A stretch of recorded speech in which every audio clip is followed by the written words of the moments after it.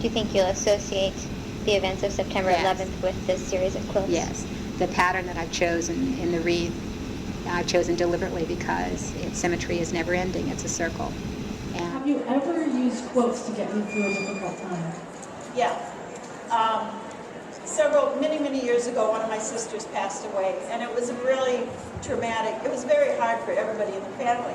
And it was also the same time that 9/11 happened. So there was all this emotion going on, and it was a real emotional time. So I would take fused fabric and chop it up and rearrange it. And I did a lot of collage quilts. They were called colored chip collage quilts.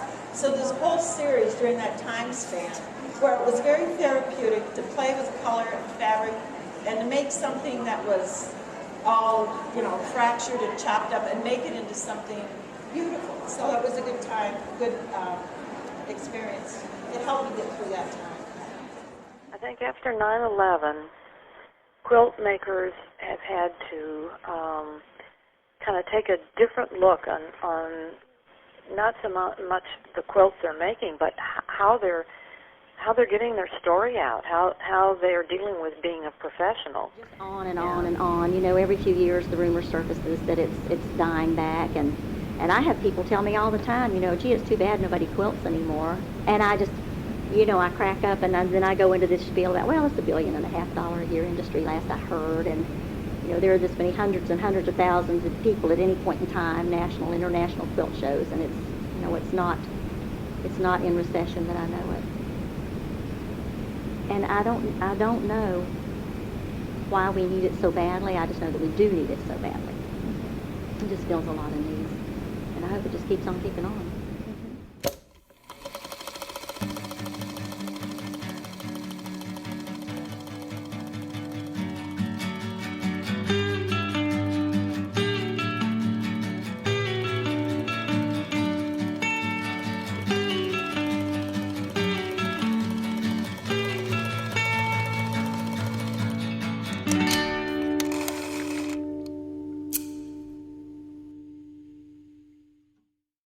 Welcome to Running Stitch. I'm your host, Janneken Smucker. The Quilters SOS Save Our Stories oral history project of the Quilt Alliance aims to document, preserve, and share the stories of quilts and quilt makers working today.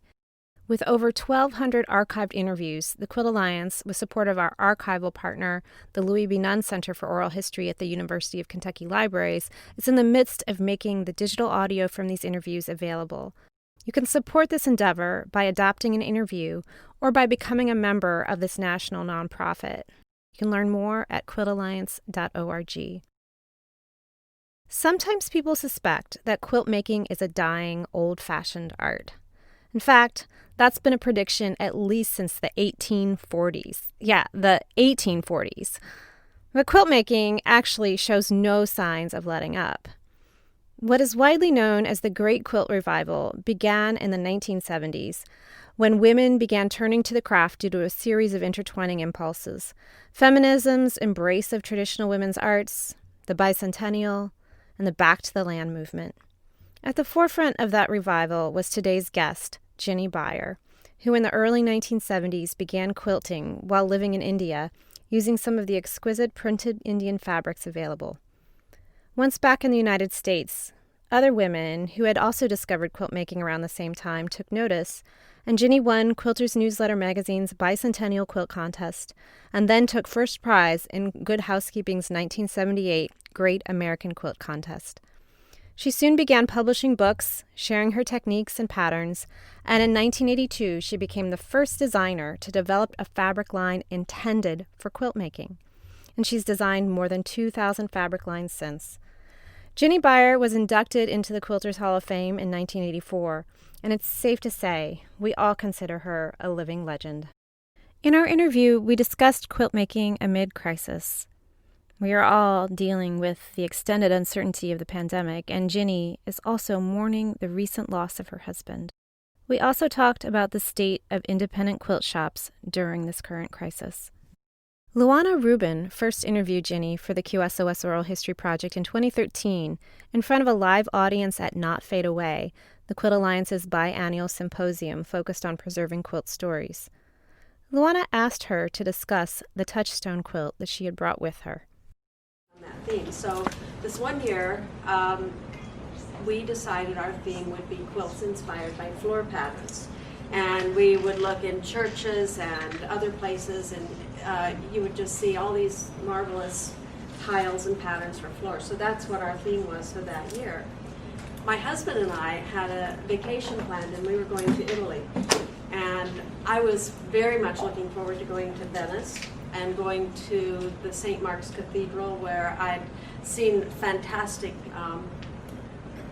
pictures of the floor patterns and everything, and it was a really exciting trip for me, because I was going with that strict, this was in September, and I was going with a strict idea to be inspired to make a quilt off of one of the floor patterns or tiles that I would see, that I would make them for that seminar in January. I knew I wouldn't have the whole quilt done, but at least I could get the top or get it started or something. So I got up that morning. Our flight was leaving at 5 o'clock. I was really excited, packing my bag, and I got a phone call from a good friend of mine, Bonnie Stratton, and she said, "Turn on your TV." And it was September 11th.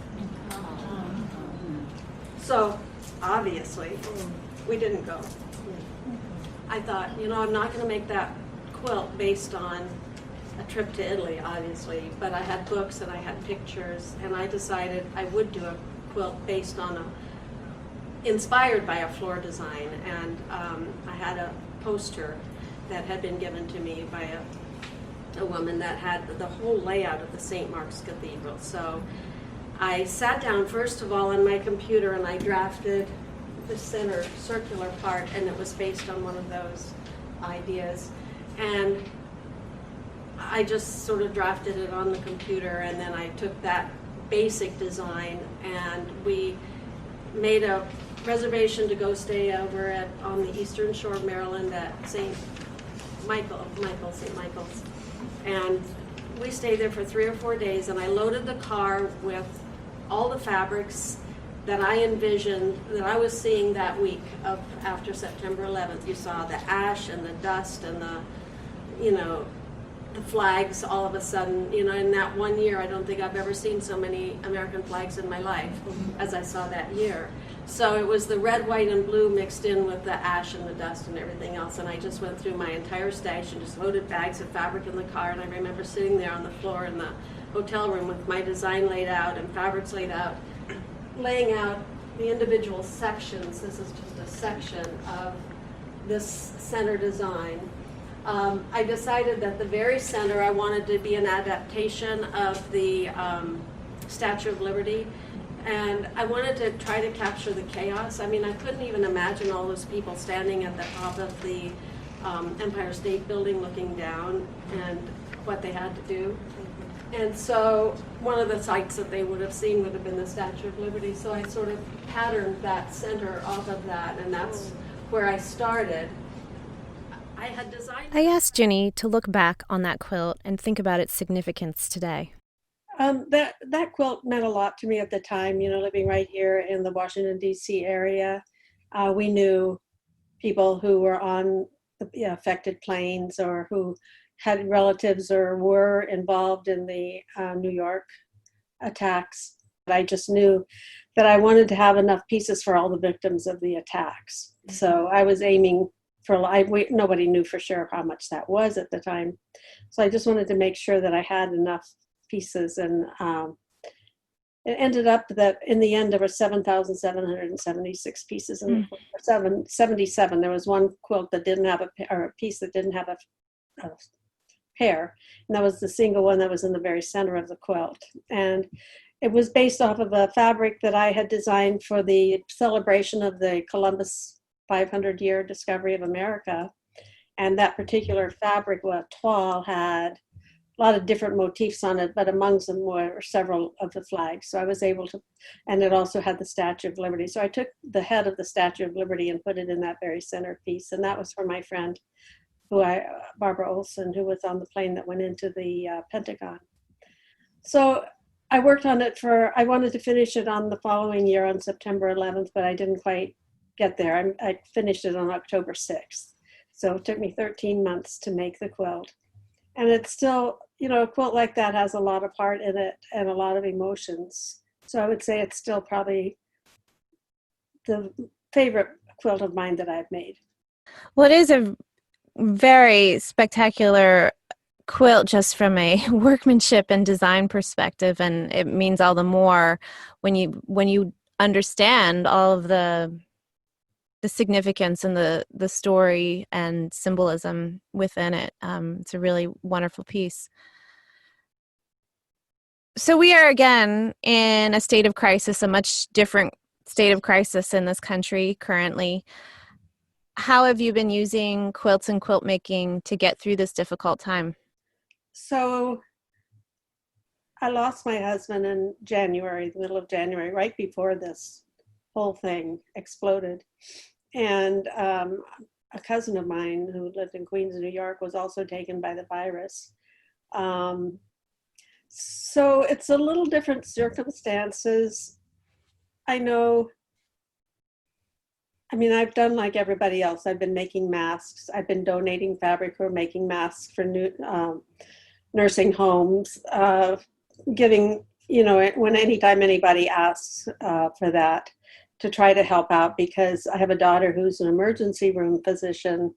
And so she's affected, had to go into quarantine for a couple of weeks because she was exposed through malfunction of her equipment. So there's been a lot of things, but everybody's gone through, everybody has a story of how this is. But for me, it's just, I've been kind of in a fog. I haven't really had the mental, it's funny, when you go through a crisis, you just kind of follow through in a fog sort of, and it's been really hard to think of designing a quilt. I have something going in the back of my mind, but to actually sit down and try to implement it. Plus it's been, it doesn't seem like it because we're all staying at home, but it's been a busy time for me. I've got the germ of an idea in my head of a quilt, but I haven't had the wherewithal or the energy or time to really sit down.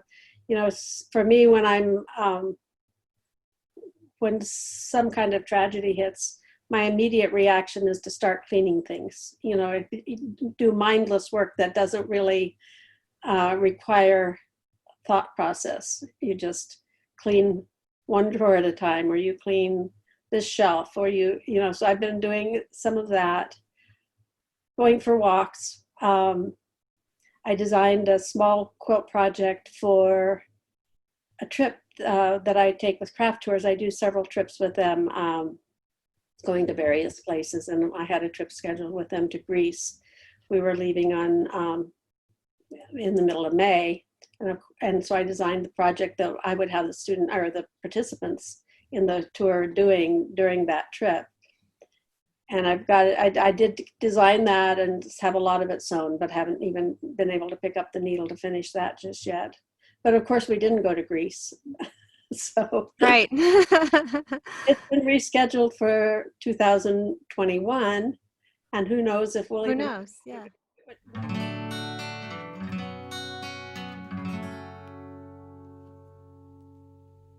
I'm a quilt maker as well, and I struggled for, I kept thinking, I need to have a project. I need something to keep me busy, but I had so much trouble finding that focus, and eventually realized, I'm not going to think about this as a big final project. I'm just going to make blocks and see what happens, because I couldn't think conceptually. Yeah.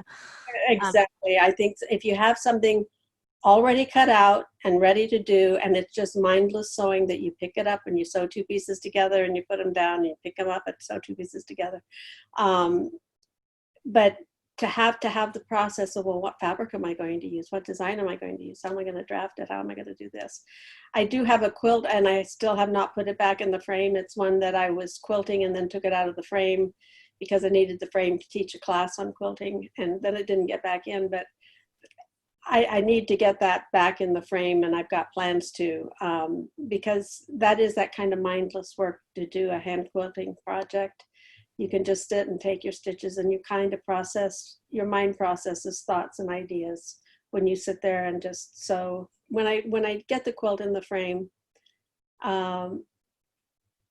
it's like, well, you just think through things. But I haven't even had the energy just to put it in the frame just yet, but it will get there. Have there been other times in your life where you've used quilts and quilt making to get through challenging times? Well, I've been quilting since 1970, so there's been good times, there's been challenging times. Yeah, and all of them. I can pick up one of my quilts and look at it and know exactly what I was doing and where I was when I made it, because it's all part of the thoughts process, and it holds a lot of memories because of where you were and what you did. Maybe that's one reason why I don't really want to pick up this quilt, because it's ongoing. You know, with September 11th, it happened and the event was over, but it wasn't over in terms of the feelings. But this is so uncertain as to what's going on and what's happening and how is it going. And maybe that's the reason you just, I haven't been focused enough to really, as you say, if it's just a project that you pick up and you don't have to worry about it. It doesn't have to be a masterpiece. It's just, that's, I encourage people, cut pieces out of every one of your different fabrics and make a charm quilt. You know, that's a quilt where every fabric is different, but it's just squares or hexagons or single shape. And it's like somebody said in one of my classes, one of my teachers that I had for the Hilton Head seminar said, you don't have to be making a masterpiece, or you don't have to make a statement. Sometimes you just want to sit and sew. And I think that's how I'm feeling with this. I'm not ready to create pretty, spectacular quilt. I just want to sew, but I have to have those pieces out to sew. And I do have a quilt ready to put in the frame or back in the frame. And I should do that because it's almost finished, and get that done. It would give me a good sense.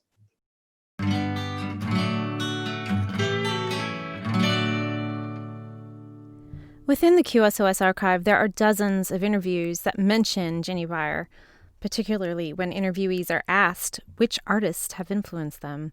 Let's listen to a few of these excerpts that show just what a large impact Jinny has had on quilt making. Whose works are you drawn to and why? Oh, I go back to Jinny Beyer.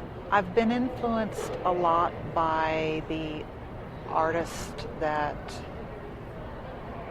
pioneered studies of color, like Jinny Beyer. In the early 90s, when I discovered that there were stores that sold quilt fabric, oh my goodness, and I gave up life as I know it to do quilting pretty much around the clock. I checked out every book that the library had, and I was a giant Jinny Beyer fan. She was doing neat things with border prints and mitered corners, and I wanted to be Jinny Beyer when I grew up.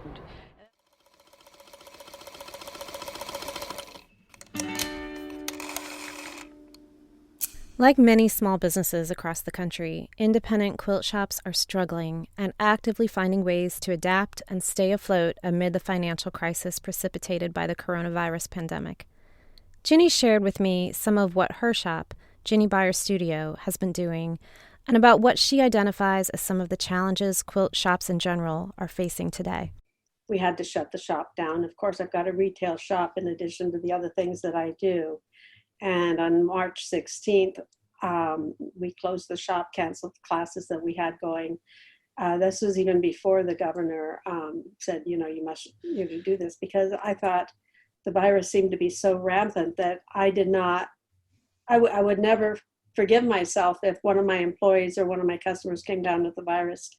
We closed the shop, but we kept the mail order part going, with only a couple of people working at a time in the mail order department. But I'll tell you, when people stay home and can't go to quilt shops, quilters, they shop online. It's something, that they're doing. So we've been because we're limited our hours that we go.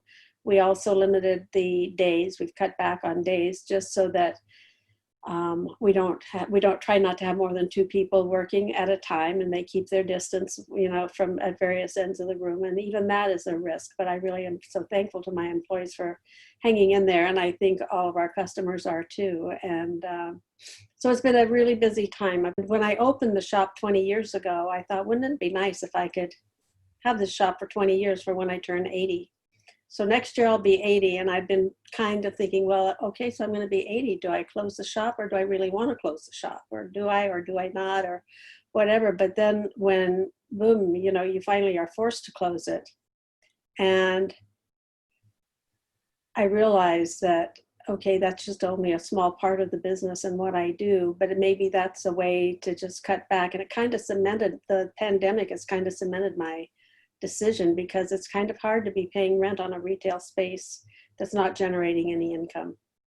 So we kind of made up our decision. And I think a lot of quilt shops that may happen to, it's really hard. You work on a very narrow margin, and with so much discount shopping on the internet available, I kind of liken it to when I first started designing fabrics. This was in the early 1980s. And quilt shops were struggling. The few quilt shops there weren't a lot, but the ones that there were struggling because there were big fabric chain stores around. Minnesota Fabrics was one of them, and there were others where they would have the same fabrics as the quilt shops. But because they were a chain and had so many stores, they were able to buy at a distributor discount, so a much cheaper rate than what the quilt stores could buy. And so these big stores would be discounting fabrics, and the quilt shops were going out of business because people would buy the fabrics from the discounters, but then they would come to the quilt shop to get help. Well, that doesn't help the quilt shop owner make revenue to keep the shop going.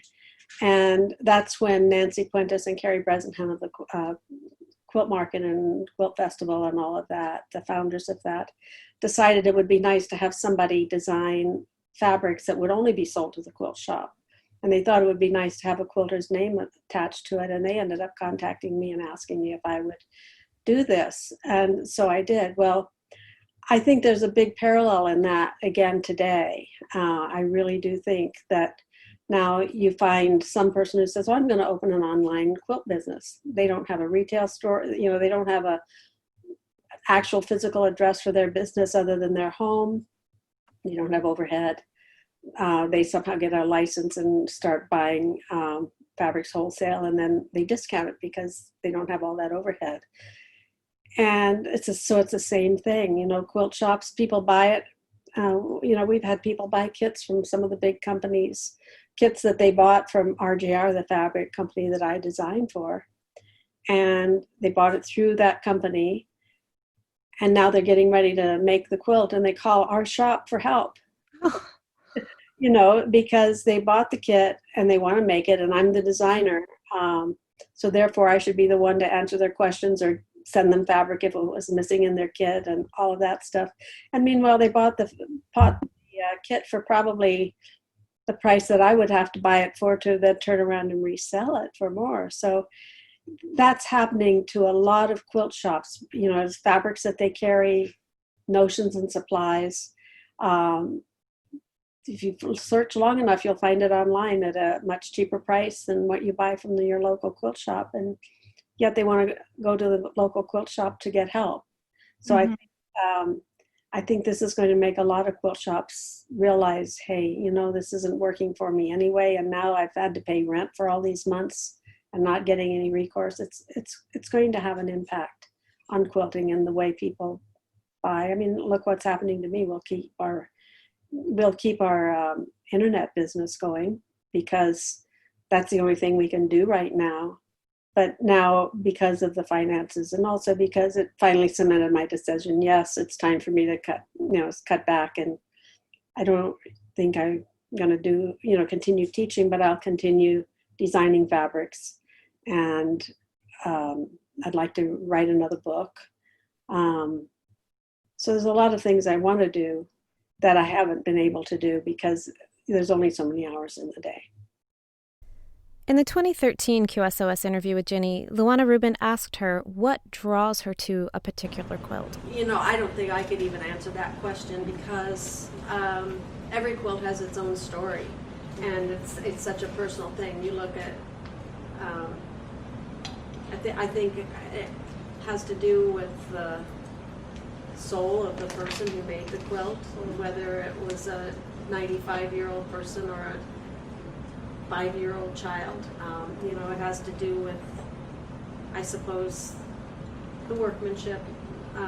But we've seen quilts in museums or museum settings that don't have exquisite workmanship, you know, so I've never been one to want to judge quilts. I don't like entering quilts in shows that are judged because I think each quilt has its own special story, and you appreciate it for what it is and not for whatever other people judge it to be worthy of. Thank you so much for joining us here on Running Stitch, Jinny. It's lovely to see you. Take good care of yourself and enjoy your garden. Thank you. My pleasure. Bye. Thank you all for joining us for another episode of Running Stitch, a QSOS podcast. If you are enjoying the podcast, be sure to rate it and leave us a review.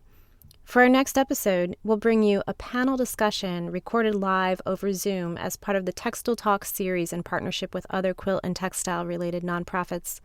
I led a discussion on writing and quilts with a group of very talented writers and quilt makers.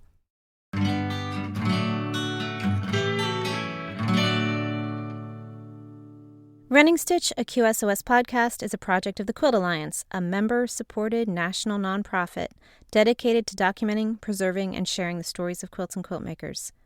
Running Stitch is hosted and written by me, Janneken Smucker, and I serve as co-producer with QSOS project manager Emma Parker, with support from Quilt Alliance Executive Director Amy Milne. This podcast is generously funded by the Robert and Artist James Foundation. QSOS oral history interviews are archived with our partners, the Louis B. Nunn Center for Oral History at the University of Kentucky Libraries and at the Library of Congress American Folklife Center. You can listen to full interviews and see photos of quilts at our website, qsos.quiltalliance.org. Running Stitch features music by Chris Eselgroth, accompanied by a singer featherweight, and Amy's Best Sewing Shears.